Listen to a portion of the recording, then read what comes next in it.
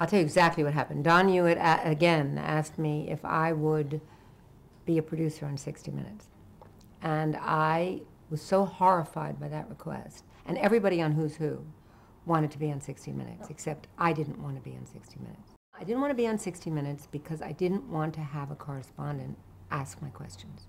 On Who's Who, it was absolutely terrifying. You would go and you do a piece on Diane von Furstenberg, and you do all the warm-up, you do all the questions, and then in would come the correspondent, sit down and ask the questions, and you were like whispering the questions. You made the relationship. I did a piece with Richard Burton, and I mean, I nearly fainted when I saw him. I loved him so much. I worked so hard. I read everything he ever did. I saw all the movies he ever did, and then Barbara Hauer, who was then the correspondent, came in. She asked him the questions. She got up. She went out.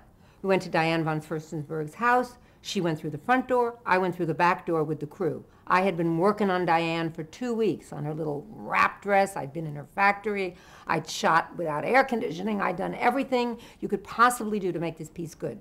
I went in the back door. Barbara went through the front door. It wasn't going to work that way for me. And then I thought, if I continue at 60 Minutes, I will spend the rest of my life being Cyrano de Bergerac, whispering to correspondents. I don't want to be on camera, so I can't work in this business. I have to get out of here.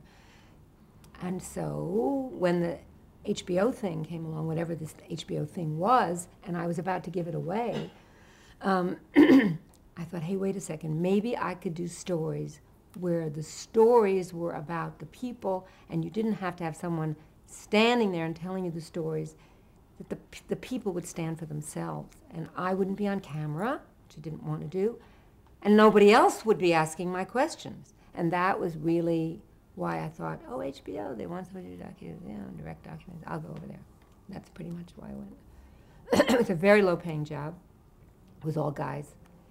And it was corporate in a corporation, which I thought, I didn't even know what that meant. And I didn't even know what a director was. I thought I was going to direct documentaries. I'm sure you've read this.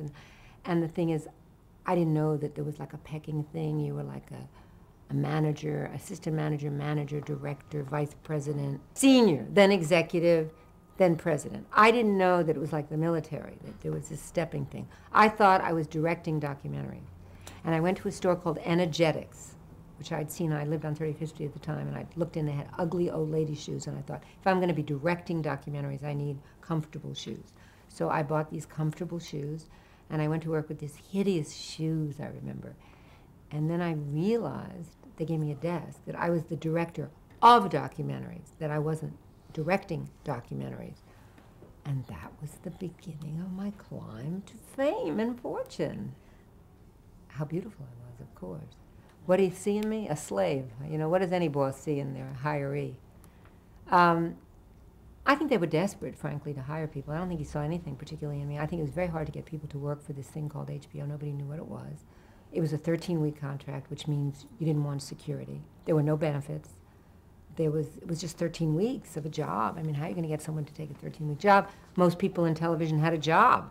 They would work at ABC or CBS or NBC. Those were the big giants then, or public television or children's television, and they would have a job and health insurance. And so who? I mean, they were having trouble finding someone. So what did he see in me? Someone who wanted the job. Of course, he made the most brilliant choice he could conceivably have made, but, you know, I don't think they really saw anything. I think they thought she's got some experience, and, you know, she's worked with these fairly well-known correspondents, and, you know, we'll hire her. But they didn't hire me for life. They didn't know I was a lifer. Barely, maybe 18 months. I mean, it was really incredible. I hate people say we about where they work. HBO had, it was an 8-hour service. There were maybe 20 employees. We had to share office space with each other at the time in the Time Life building, which it was called, on 50th Street. There was no business affairs department. Nobody knew what any show cost. It was just amazing. There were less than 2 million subscribers. It was really like, you know, it was great. I mean, it was, and then I realized when I got there, holy shit, this is really interesting. This is the future. You know, R-rated movies without interruption, no commercials, cable, coming on a cable, you pay for it. This is really a piece of work. This is like the cotton gin, you know. And but it was chance. It wasn't. I would like to say that I knew this was going to be something. I really didn't know. It was 13 weeks. It was a different place. It was getting away from Don and correspondence, and it was, you know, a chance to do something else. And I thought I was going to be a director. I didn't know, you know. I really didn't know what I was doing. No. They asked me to... Well, when I realized that I wasn't directing them, and I didn't need those horrible shoes, that was a relief, because I like pretty shoes.